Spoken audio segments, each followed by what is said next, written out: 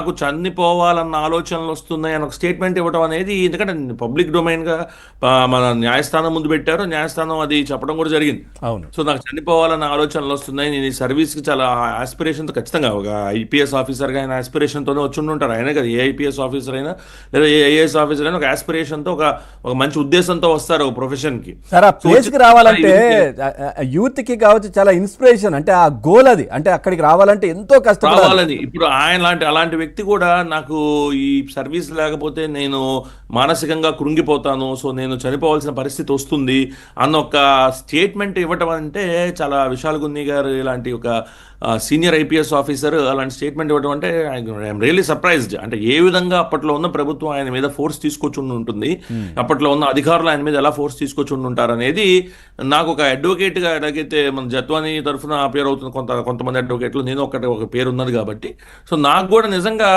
విశాల్ గున్ని గారిని నిజంగానే ఫోర్స్ చేశారా, ఫోర్స్ చేసి తప్పలేదా ఆయనకి, ఎందుకంటే ఆఫీసర్కి తప్పదు, రాజకీయ దీని డెసిషన్స్ తీసుకున్నప్పుడు కొంతమంది పై ఆఫీసర్లు ఆ డెసిషన్ తగ్గట్టు వెళ్తున్నప్పుడు, సో కొంతమంది కింద ఉన్న ఆఫీసర్లకి, సబార్డినేట్స్కి తప్పదు. సో ఆ విధంగా ఆ కేసులో ఏంటంటే దట్స్ ఎ టిపికల్ కేస్ అండి. దానిలో ఏంటంటే ఎవరు డైరెక్ట్ ఇన్వాల్వ్మెంట్గా లేరు. ఇప్పుడు దీనిలో చూస్తే, ఇప్పుడు దీనిలో ఒక ఆఫీసర్ ఉన్నారు, నేను పేరు చెప్పదలుచుకోవట్లేదు ఎందుకంటే బికాస్ నాకు ఇది తెలుసు కాబట్టి, రఘురామకృష్ణరాజు గారి ఇన్వెస్టిగేషన్ సంబంధించి ఎవరెవరు ఇన్వాల్వ్ అయ్యారు ఏంటి అనే విషయాలు అన్నీ నాకు తెలుసు కాబట్టి, దానిలో ఒక ఆఫీసర్ పేరు నేను ఇప్పుడు చెప్పదలుచుకోను. కానీ ఒక డిఎస్పీ ర్యాంక్ ఆఫీసర్ మీరు సైన్ చేయండి అంటే, లేదంటే నేను సైన్ చేయను, కస్టడీలో మీరు చిత్రహింసలు పెట్టారు, అది నాకు తెలుసు, నేను ఆ డాక్యుమెంట్ మీద సైన్ చేయను, మీరు వేరే వాళ్ళతో సైన్ చేయించుకోండి అని చెప్పిన ఆఫీసర్ కూడా ఉన్నారు ఇందులో. సో అంటే అలాంటి ఇప్పుడు మరి ఈ ఆఫీసర్లు ఎందుకు చెప్పలేకపోయారు అనేది క్వశ్చన్ కదా.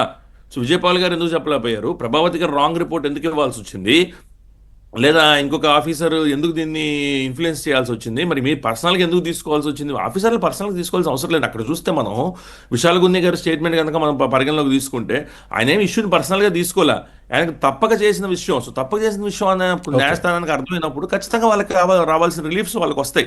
ఇక్కడ మరి పనిగొట్టుకొని చేశారా అన్న ఒక అనుమానం కూడా, మరి వాళ్ళ ఇన్వాల్వ్మెంట్ ఏదైతే చూస్తున్నాం దాని ప్రకారంగా మరి నాకైతే అనిపించింది, మరి న్యాయస్థానానికి అనిపించవచ్చు, వేరే విషయం. సార్ ఫైనల్ గా మొదటి నుంచి కేసుకు సంబంధించి మీరు చూస్తా ఉన్నారు, రఘురామకృష్ణరాజు అంశానికి సంబంధించి, ఈ కేసుకు సంబంధించి కూడా ఏంటి సార్ ఫైనల్ గా ఎట్లా అనిపిస్తోంది, ఏమనిపిస్తోంది, ఎండ్ ఏంటి, అంటే ఎట్లా ఉండే అవకాశం ఉందంటారు ఫైనల్? ఖచ్చితంగా అండి, ఇలాంటి విషయాల్లో న్యాయస్థానాలు కూడా కఠినంగా ఉండాలి, అదేవిధంగా ప్రభుత్వాలు కూడా కఠినంగా ఉండాలండి, దానిలో డౌట్ ఏమాత్రం లేదు. ఎందుకంటే నేను ఆర్గ్యుమెంట్ చెప్పేటప్పుడు కూడా, ఇనీషియల్గా ఆర్గ్యుమెంట్ చెప్పేటప్పుడు విజయపాల్ గారి కేసులో కూడా చెప్పడం జరిగింది, if in a case like this a bail is granted to the IO investigating ఆఫీసర్కి, మీరు ఇట్లాంటి కేసులో, ఇంత కస్టోడియల్ టార్చర్ ఉన్న కేసులో if bail is enlarged on him, then I myself is not safe in this state అని చెప్పడం జరిగింది. అంటే నాకు నేనే సేఫ్ కాదు ఈ రాష్ట్రంలో అని చెప్పడం జరిగింది. అంటే ఒక ఎంపీగా ఉన్న వ్యక్తినే తీసుకొని పోయి కస్టడీలో చిత్రహింసలకు గురి చేయగలిగిన వ్యవస్థలో మనం బతుకుతుంటే, ఎవరైతే దానిలో ఐఓగా ఉన్న వ్యక్తి ఎవరైతే ఉన్నారో ఆయన చక్కగా బెయిల్ తీసుకొని, ఇఫ్ ఈ కుడ్ వాక్ స్కాట్ ఫ్రీ, ఈజీగా బెయిల్ తీసుకొని వెళ్ళిపోయే అవకాశం ఉంటే, నేను రాష్ట్రంలో సేఫ్గా లేను, ఈ రాష్ట్రంలో ఆ ప్రభుత్వం ఉన్నప్పుడు నేనే సేఫ్గా లేను అన్న భావన నాకు కలుగుతుంది. రేపు ఉదయం ఏ పోలీస్ ఆఫీసర్ అయినా ఎవరినన్నా చిత్రహింసలకు గురి చేసి వచ్చేసి నాకు ఒంట్లో బాగాలేదనో, లేదా నాకు నా పై ఆఫీసర్లు చెప్పారనో, ఇంకోళ్ళు చెప్పారనో, అదేవిధంగా అదే ఎక్స్క్యూజెస్ తీసుకుని న్యాయస్థానం ముందు కొంచెం బెయిల్ తీసుకునే అవకాశం ఉంటుంది. నిజంగానే కదా సార్, న్యాయమూర్తులు కూడా సేఫ్ గా లేరు, వాళ్ళపైన కూడా సేఫ్ గా ఉండరు, మనం ఎవరు సేఫ్ గా ఉండవండి. ఇప్పుడు పాయింట్ ఎక్కడ వస్తుందంటే, ప్రభుత్వంలో ఉన్నవారు ఏమనుకుంటారంటే, ఇప్పుడు మన ప్రభుత్వంలో ఉన్నాం కదా, పోలీసు వారు మన మీద చర్యలు చేపట్టలే అనుకుంటారు, వాళ్ళు అపోజిషన్ మీద చర్యలు చేపడతారు, అపోజిషన్లోకి వాళ్ళు వచ్చాక ప్రభుత్వంలో ఉన్న వాళ్ళు చర్యలు చేపడతారు. కానీ ఇప్పుడు క్వశ్చన్ చేసేది మీలాంటి మీడియా వాళ్ళు, నాలాంటి అడ్వకేట్లు మాత్రమే. మనమే క్వశ్చన్ చేయాలి, రేపు ఏ రాజ్యాంగ విరుద్ధమైన చర్య చేపట్టినా క్వశ్చన్ చేసేది మనమే.